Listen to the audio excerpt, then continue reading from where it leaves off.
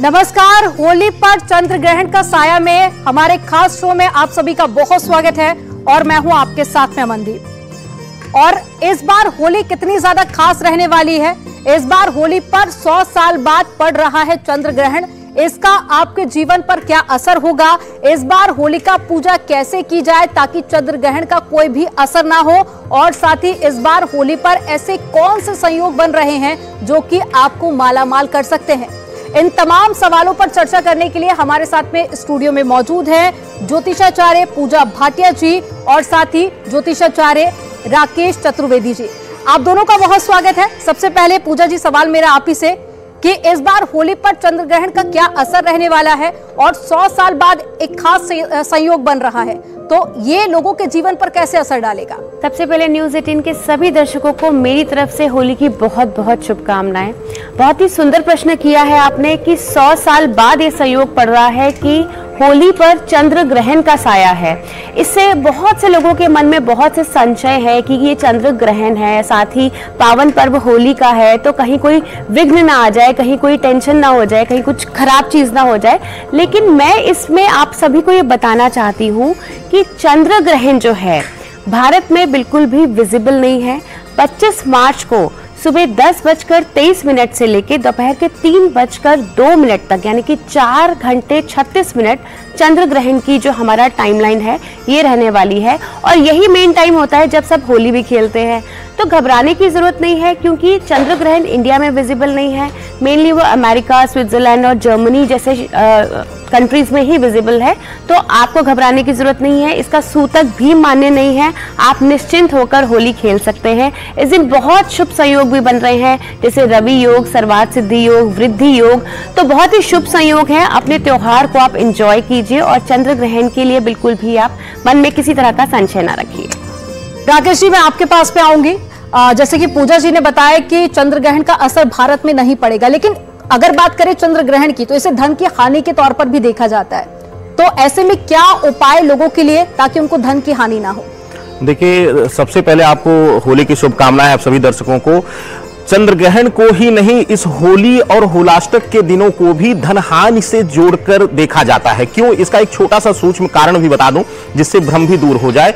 इन होलाष्टक के दिनों में कहते हैं कि भक्त प्रहलाद को सबसे ज्यादा प्रताड़ना दी गई थी, तो भगवान श्रीहरि विष्णु इस समय पीड़ित रहते हैं, इसीलिए शुभ कर्म नहीं होते हैं। और जब भगवान विष्णु पीड़ित रहेंगे तो उनकी सर्वप्रिय जो है मां लक्ष्मी, वह भी पीड़ित रहती हैं और आकस्मिक धन हानि इत्यादि का कर। दूसरा, ग्रहण योग का जिक्र हुआ क्योंकि कुंडली में या नक्षत्रों में यह घटना हो रही, खगोलीय घटना है, और यहां पर चंद्रमा जो है केतु से पीड़ित रहेगा, और साथ ही साथ एक विशेष ध्यान देना है, सूर्य राहु के साथ पीड़ित है, और चंद्रमा चलित लक्ष्मी का भी कारक है। तो इस बार होली जो है वह धन हानि से जोड़कर भी देखी जाएगी। आकस्मिक धन हानि, स्वास्थ्य पीड़ा, मानसिक पीड़ा के साथ जोड़ी जा रही है, तो थोड़ा सा सावधान आप सभी दर्शकों को रहना है। पहला गुलाल आप भगवान को अर्पित करें, उस समय भी यह मंत्र जपना है। क्या है? ओम नमो भगवते रुद्राय। इस मंत्र का जाप करने से श्रीहरि विष्णु और भगवान शिव यानी कि रुद्र देवता स्वयं प्रसन्न होंगे और हम सभी को हर प्रकार की कष्ट और पीड़ा से मुक्ति प्रदान करेंगे। तो आपने जाना कि कैसे महादेव को आप प्रसन्न कर सकते हैं होली के त्योहार पर। पूजा जी, आपके पास में मैं आऊंगी। ऐसे में लोगों के मन में बहुत सारे सवाल होते हैं पूजा पाठ को लेकर। अब चंद्र ग्रहण भी पड़ रहा है, तो क्या कोई खास पूजा पाठ की जाए, और आप कौन से मंत्र बताएंगे हमारे दर्शकों को। देखिए, चंद्र ग्रहण तो पड़ ही रहा है, तो चंद्र ग्रहण का जो समय, जो ग्रहण का समय होता है, वो मंत्र सिद्धि का समय होता है। इस समय यदि आप कोई भी मंत्र, जिस भी आप इष्ट देवता को मानते हैं, उनके मंत्रों का यदि आप उच्चारण करेंगे तो वो मंत्र कहते हैं कि सिद्ध हो जाता है, उस मंत्र का 1000 गुना फल आपको मिलता है। अगर आपको कोई मंत्र नहीं आता है तो आप सिर्फ ओम नमः शिवाय की चैंटिंग कर सकते हैं, क्योंकि चंद्रमा केतु के साथ है, चंद्रमा मनसो जातक, चंद्रमा जो है मन का कारक होता है। तो ऐसे में जिन लोगों का चंद्रमा कुंडली में पीड़ित है, तो उन लोगों को थोड़ा सा मेंटल टेंशन और एंजाइटी और स्ट्रेस लेवल लेवल उनके हाई हो सकते हैं, तो आप ओम नमः शिवाय की चैंटिंग कर सकते हैं, आप श्री सूक्त का पाठ कर सकते हैं, आप भगवान विष्णु का जाप कर सकते हैं, विष्णु सहस्त्रनाम का जाप कर सकते हैं। अगर आपको बार बार हेल्थ इश्यूज आ रहे हैं तो आप महामृत्युंजय मंत्र का जाप कर सकते हैं। साथ ही अपने इष्ट देवता का आपका जो मूल मंत्र है आप उसका भी जाप कर सकते हैं। किसी भी तरह का जाप कीजिए, आपको मंत्र सिद्धि का ये समय बहुत ही शुभ होता है और आपको हर मंत्र का 1000 गुना फल मिलता है। और राकेश जी, आपके पास में मैं आऊंगी। चंद्रमा मन का स्वामी माना जाता है और होली को प्रेम और अच्छे संबंधों का त्योहार माना जाता है। अब ऐसे में चंद्र ग्रहण के लिहाज से रिश्तों को और भी ज्यादा बेहतर बनाया जा सके, उसके लिए क्या उपाय होंगे? अगर आज आपके जीवन में किसी भी प्रकार से प्रेम संबंधों में पीड़ा मिल रही है, आपके वैवाहिक संबंधों में दिक्कतें आ रही हैं या किसी भी तरीके से, तो एक साधारण उपाय है। श्रीहरि विष्णु का प्रेम का रूप है भगवान श्री कृष्ण, और क्या करना है आपको? एक मंत्र का जाप करना है, ओम क्लीम कृष्णाय नमः। इस मंत्र का जाप करते हुए अगर आप अपने पत्नी को, अपने मित्र को, अपने किसी भी जिसके साथ आपके संबंध विच्छेद हो रहे हैं, संबंधों में दिक्कतें आ रही हैं, उनको लाल या पीला गुलाल लगाते हैं इस मंत्र का मानसिक जाप करते हुए, तो आपके जीवन से हर प्रकार की पीड़ा दूर हो जाएगी। तो आपने जाना कि कैसे रिश्तों को आप और ज्यादा अच्छा बना सकते हैं। अब पूजा जी, मेरा सवाल आपसे है कि होली पर चंद्र ग्रहण है, आखिर क्या बातें ऐसी हैं जो कि ध्यान रखने की जरूरत है और कौन से काम ऐसे होते हैं जो कि होली पर नहीं करने चाहिए? देखिए, बहुत ही शुभ समय है होली का, लेकिन चंद्र ग्रहण भी है, तो सबसे पहले तो गर्भवती महिलाओं को बहुत ज़्यादा ध्यान रखने की ज़रूरत है। बिल्कुल भी बाहर ना निकले अगर गर्भवती महिलाएं हैं तो, क्योंकि होली के आसपास नकारात्मक शक्तियां जो है वो बहुत ज़्यादा उजागर रहती हैं, तो ऐसे में थोड़ी सी प्रेग्नेंट लेडीज़ को ध्यान रखने की ज़रूरत है। होली के आसपास के कुछ दिन, जैसे होलाष्टक लग जाता है, होलिका दहन की रात होती है और ग्रहण की भी रात है, तो ऐसे में क्या होता है कि बहुत ज़्यादा नेगेटिविटी हो जाती है। तो ऐसे में जो लेडीज़ हैं अपने बाल खुले बिल्कुल भी ना छोड़ें, बाल बांध के रखें, क्योंकि नेगेटिव एनर्जी बहुत ज़्यादा हो जाती है। होली के आसपास के दिनों में यदि आपको कोई कुछ खिलाता है, जैसे लौंग या इलायची या कोई सफ़ेद मिठाई, तो किसी के भी हाथ से कुछ भी खाना अवॉइड कीजिए आप। और होली के आसपास के दिनों में आप हो सके तो घर में सुख शांति बना के रखिए, कलह बिल्कुल ना करें, बड़े बुजुर्गों का सम्मान आप करते रहिए। साथ ही अपनी पहनी हुई कोई भी वस्तु या कोई भी वस्त्र आप किसी को ना दें, क्योंकि इससे कहते हैं ना कि बहुत ज़्यादा टोने टोटके होते हैं, ग्रहण भी है और होली के भी दिन है, तो इस चीज़ का आपको बेहद ज़्यादा ख्याल रखने की ज़रूरत है। साथ ही चंद्र ग्रहण है, तो चंद्र ग्रहण के बाद आप दान पुण्य अवश्य करें। आपके घर में यदि कोई कुछ मांगने आता है तो उसे खाली हाथ बिल्कुल ना जाने दें, उसको कुछ ना कुछ देकर ही अपने घर से विदा करें। तो क्या उपाय आपको करने चाहिए और वो कौन कौन से काम जो आपको नहीं करने चाहिए, ये पूजा जी ने बताया। राकेश जी, आपके पास में आऊंगी। होली को नेगेटिव ऊर्जा दूर करने के लिए भी काफी अच्छा त्योहार माना जाता है, लेकिन इस बार चंद्र ग्रहण भी है, तो इस बार होलिका दहन पर वो कौन से खास उपाय हैं जो कि लोगों को करने चाहिए? यहाँ पर भगवान श्रीहरि विष्णु का एक जो है वह अचूक मंत्र है, ओम श्रीहरि मरकट मरकट मरकटाय स्वाहा। इस मंत्र का जाप जहां भी घर का मंदिर हो वहां पर प्रातः काल उठ करके आप जपें, और वहां पर उसके बाद श्रीहरि विष्णु को और भगवान भोलेनाथ को गुलाल अर्पित करें, और साथ ही साथ घर के बाहर किसी कच्चे बर्तन में ले जाकर के दक्षिण दिशा में घर के बाहर आप प्रेतीय या पितरों को भी रंगों का यानी कि गुलाल रखने का विधान है शास्त्र में, तो यह जरूर करिए। किसी भी तरीके की नकारात्मक ऊर्जा होगी, पीड़ा होगी, वह दूर हो जाएगी, आपके लिए आपका जीवन सुखमय रहेगा। पूजा जी, आपके पास में आऊंगी। कहते हैं कि ग्रहण में पूजा नहीं की जाती है, अमूमन हम देखते हैं कि मंदिरों में भी कपाट बंद रहते हैं जी। अब लोगों के मन में सवाल होगा कि होलिका दहन पर पूजा आखिर कैसे की जाए, और साथ ही शुभ मुहूर्त क्या होगा? होली के मुहूर्त की जहां तक बात है, तो होली का जो पावन पर्व है वो फागुन मास के शुक्ल पक्ष की पूर्णिमा तिथि को मनाया जाता है, और फागुन मास के शुक्ल पक्ष की पूर्णिमा तिथि इस बार 24 मार्च को सुबह 9:54 पे लग रही है, और वो रहेगी 25 मार्च को दोपहर के 12:29 तक। लेकिन साथ ही यहाँ पे हमारे भद्रा का भी साया 24 मार्च को 9:55 से शुरू है और वो रात के 11:12 तक रहने वाला है। तो इस बार होलिका दहन जो है रात को 11:13 से लेकर रात को 12:27 तक ही हो पाएगा। तो ये शुभ मुहूर्त का आप ध्यान रखिए होलिका दहन के लिए। और 25 मार्च की तो हम होली मनाएंगे ही। जहाँ तक पूजा पाठ की बात है तो आप पूजा विधि जिस तरह से आप होलिका दहन करते हैं, तो सबसे पहले तो नहा धोकर आप स्वच्छ रहें और उसके बाद पूरब की तरफ आप जो है अपना मुंह करके आप अपनी होलिका जो है वो सजाएं। आप गोबर से प्रहलाद की मूर्ति और होलिका की मूर्ति बनाएं। साथ ही जो पूजा की सामग्री होती है जैसे नारियल होता है, रोली मोली अक्षत रखते हैं, फूल मालाएं रखते हैं, फल रखते हैं, 7 तरह के अनाज रखते हैं, ये सब जो है आप रखें और विधिवत पूजा करें।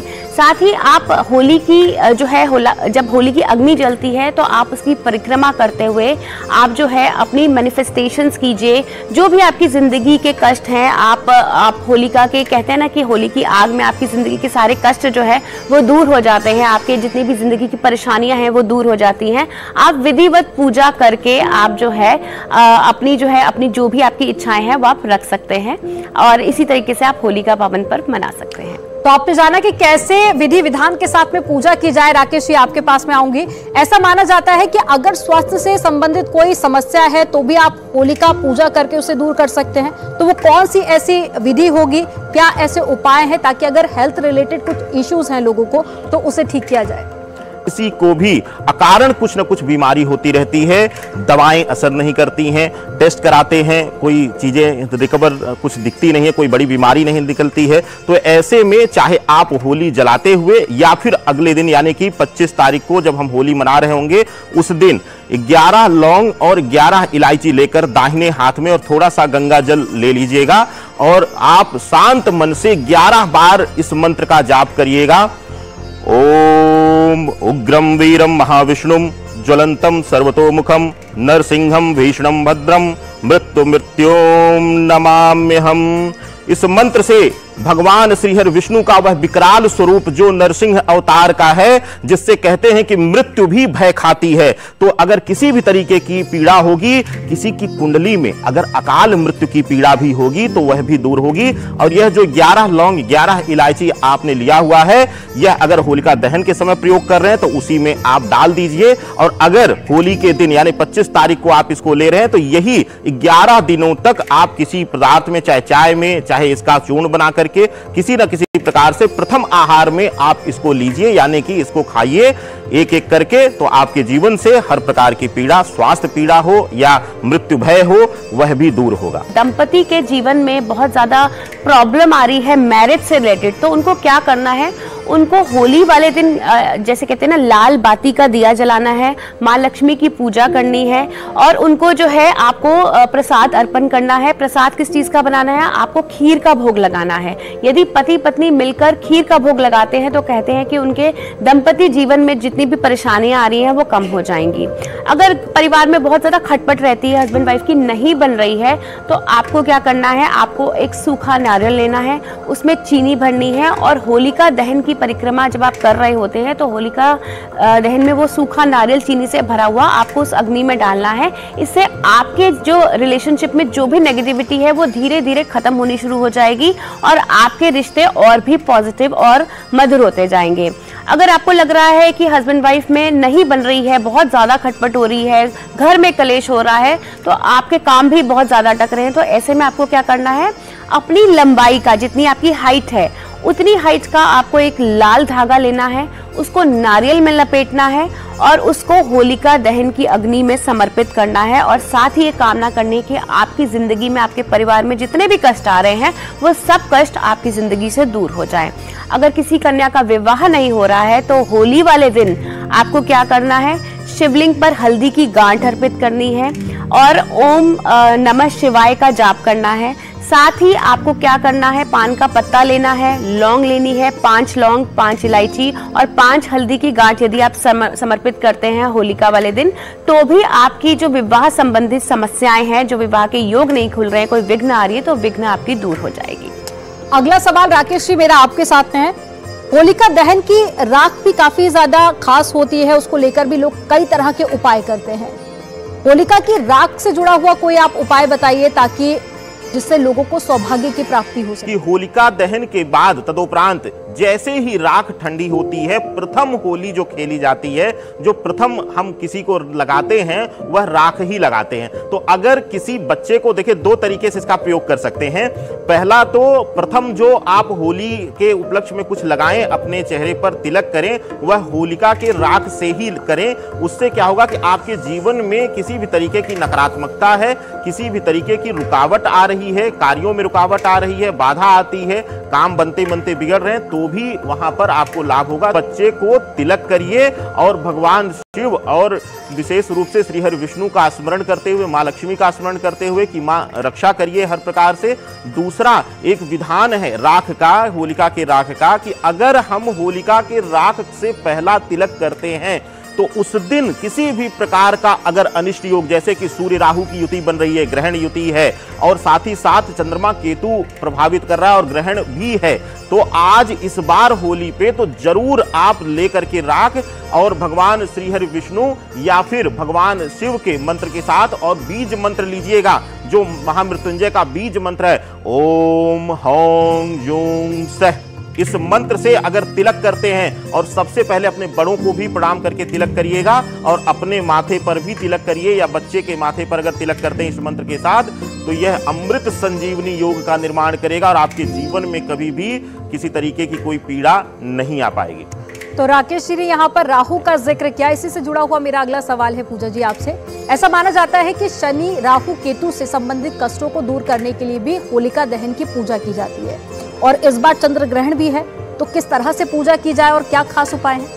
आप होलिका दहन वाले दिन आप जो है एक छोटे से काले कपड़े में कुछ काले तिल लेकर अपनी पॉकेट में रख लीजिए, और जब आप होलिका दहन करेंगे तो उस अग्नि में वो जला दीजिए। अपने ऊपर से 7 बार वार लीजिएगा, ताकि एंटी क्लॉकवाइज वार लीजिएगा, ताकि जो भी नेगेटिविटी है वो उतर जाएगी। और साथ ही जो होलिका की जो भस्म होती है, यदि आप अपने दाहिने हाथ की पहली 3 उंगलियां लेकर उस भस्म को ऐसे अपने माथे पर त्रिपुंड बनाते हैं, तो उससे भी कहा जाता है कि अगर कोई आप पे किसी ने कुछ किया कराया है, जो नेगेटिविटी है, राहु केतु का इफेक्ट है, शनि का इफेक्ट है, वो कम हो जाता है और आपके दुश्मन जो हैं वो आपको हराने में कभी भी कामयाब नहीं होते हैं और आप पर विजय नहीं पा पाएंगे। राकेश जी, अगला सवाल मेरा आपसे है। कई बार लोगों के जीवन में कुछ ऐसी परेशानियां होती हैं, लाख कोशिश करने के बावजूद भी दूर नहीं होती, या फिर वो उपाय करते हैं लेकिन उन परेशानियों से छुटकारा नहीं मिल पाता। इस बार होलिका दहन और साथ ही चंद्र ग्रहण भी है, तो क्या इस खास संयोग में कुछ ऐसा उपाय किया जा सकता है जिससे कि लंबे समय से जो परेशानी चली आ रही है उसे दूर किया जा सके? होली की रात ही आप लोग, या अगर जिस दिन होली खेली जा रही उस रात्रि को भी आप यह प्रयोग कर सकते हैं। क्या करना है आपको? खीर बनानी है, खीर बना करके मीठी खीर बनानी है, और ले जाकर अगर हो उपलब्ध तो उसमें केसर डाल लें, नहीं तो जब खीर बन जाए, पक जाए, तो उसके बाद हल्का सा उस पर हल्दी जो है वह डाल दीजिए और ले जाकर के पीपल या बरगद की जड़ में, और याद रखिए यह दिन डूबने के बाद रात्रि बेला में ही प्रयोग करना है।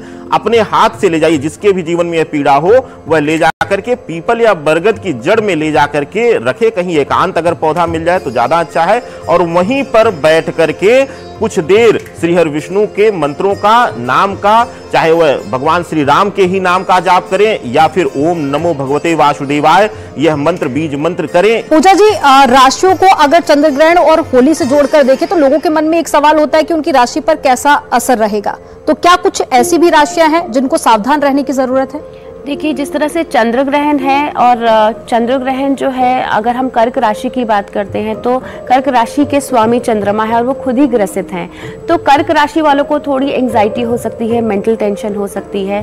साथ ही ये जो ग्रहण जो है वो कन्या राशि में लग रहा है, तो कन्या राशि के जातकों को भी थोड़ा सावधान रहने की ज़रूरत है, क्योंकि यहाँ पे भी उनको थोड़ा सा फाइनेंशियल इश्यूज आ सकते हैं, लेकिन साथ ही उनको नई अपॉर्चुनिटीज़ भी मिलती हुई नज़र आ रही हैं। सूर्य जो है इस बार वो भी राहु के साथ है, तो जो सिंह राशि वाले हैं उनको अपनी हेल्थ का ध्यान रखने की बहुत ज़्यादा ज़रूरत है। इसके अलावा अगर हम देखते हैं कि मेष राशि वालों के लिए समय मिला जुला रहने वाला है, उनको मिक्स रिजल्ट्स मिलेंगे चंद्र ग्रहण के। वृषभ राशि वालों के लिए अच्छा योग बनता हुआ नजर आ रहा है, वृषभ राशि वालों को बहुत पॉजिटिव रिजल्ट्स मिलेंगे चंद्र ग्रहण के। मिथुन राशि वालों के लिए यदि हम बात करें तो मिथुन राशि के लिए जो है यात्राएं हो सकती हैं और उनको यात्रा में थोड़ा सा सावधान रहने की जरूरत है ताकि किसी तरह की कोई इश्यूज ना आए। कन्या राशि में जैसे ग्रहण लग रहा है तो कन्या राशि वालों को धन संबंधी समस्याएं हो सकती है, तो अपने फाइनेंसेस को अच्छे से मैनेज करके रखिए। तुला राशि के लिए जो है 12वें भाव में ये ग्रहण लग रहा है, तो तुला राशि वालों के धन व्यय कुछ ज्यादा होता हुआ नजर आ रहा है, तो उन्हें भी सावधान रहने की जरूरत है। और हेल्थ इश्यूज और खास करके मैरिड लाइफ में उनको थोड़े से इश्यूज आ सकते हैं। वहीं हम वृश्चिक राशि की बात करते हैं तो वृश्चिक राशि के लिए ये शुभ संयोग लेकर आ रहा है, उनकी पदोन्नति, उनका प्रमोशन, उनके ट्रैवल के चांसेस खोल रहा है। उसी तरीके से हम धनु राशि की बात करते हैं तो धनु राशि के लिए जो है ये शुभ यात्राएं का योग नजर आ रहा है, साथ ही उनको नई इन्वेस्टमेंट की अपॉर्चुनिटीज भी मिलती नजर आ रही हैं। मकर राशि की यदि हम बात करें तो मकर राशि में जो लोग हैं उनको थोड़ा सा अपने हेल्थ का ध्यान रखने की जरूरत है और थोड़ी सी इन्वेस्टमेंट में बहुत ज़्यादा जो है इनको कोई भी अगर फर्दर इन्वेस्टमेंट करते हैं तो बहुत ध्यान से करने की जरूरत है। वहीं कुंभ राशि वालों के लिए वर्क प्लेस में थोड़े से इश्यूज नजर आ रहे हैं, तो कुंभ राशि वालों को वर्क प्लेस में बहुत ज़्यादा सचेत रहने की जरूरत है। किसी भी तरह का कोई भी डिसीजन बिना सोचे समझे ना लें और अपने सीनियर से जरूर कंसल्ट करें। वहीं मीन राशि की बात करें तो मीन राशि वालों को भी सतर्क रहने की जरूरत है, अपने हेल्थ का ध्यान रखने की जरूरत है, अपनी आइस का स्पेशली बहुत ज्यादा ध्यान रखें मीन राशि वाले, और साथ ही बड़े बुजुर्गों की सलाह से ही कोई भी काम करें। और मेरा आखिरी सवाल है राकेश जी आपसे, पूजा के दौरान में आखिर कौन से ऐसे काम है जो कि नहीं करने हैं? हम बात कर ले होलिका दहन की पूजा की या फिर रंग खेलने के दौरान कौन से ऐसे काम होते हैं जो कि आप लोगों को करने के लिए मना करेंगे? देखिए, बहुत ही उत्तम प्रश्न है। आज होली हम सेलिब्रेट कर रहे हैं और छोटी छोटी बातों का हम ध्यान नहीं देते हैं, जिसकी वजह से अक्सर देखा गया है कि ऐसी सूचनाएं मिलती हैं कि कई परिवारों में खुशियों की जगह जो है वह एकदम से निराशा आ जाती है। छोटी छोटी दुर्घटनाएं किसी न किसी वजह से आ जाती हैं। सबसे पहले तो प्रयास करना है कि नीले या गाढ़े रंगों का, बहुत ज्यादा गाढ़े रंगों का प्रयोग इस बार आप लोग मत करिएगा। वैसे तो सामान्यतः नहीं किया जाता है, लेकिन विशेष रूप से बहुत गाढ़े नीले या बहुत जो कई बार लोग काले रंगों का भी प्रयोग करते हैं, तो इसका आप विशेष ध्यान रखिएगा। और साथ ही साथ पूजा के लिए यहाँ पर विशेष रूप से 2 चीजों की यहाँ पे पूजा का जिक्र हो रहा है। पहला कि जो होली दहन की पूजा करते हैं, पहली बात उन्हें विशेष रूप से ध्यान देना है। जो भी होली दहन का, होलिका दहन की पूजन करेंगे उनको रात्रि में शयन नहीं करना है। जैसे कि पूजा जी ने बताया कि रात्रि बेला में इसका मुहूर्त है, तो रात्रि बेला में दहन के बाद नियमतः यह शास्त्रोक्त नियम है कि आपको दहन के बाद शयन नहीं करना चाहिए। कैसे होलिका दहन पर छोटे छोटे उपाय करके आप जीवन में आने वाली बाधाओं को दूर कर सकते हैं और सौभाग्य का आशीर्वाद हासिल कर सकते हैं। आप दोनों को, मेहमानों का हमारे साथ में जुड़ने के लिए बहुत शुक्रिया। पूजा जी आपका बहुत शुक्रिया, राकेश जी आपका बहुत शुक्रिया। और हमारी खास पेशकश में फिलहाल इतना ही। बाकी खबरों के लिए आप देखते रहिए न्यूज़ 18।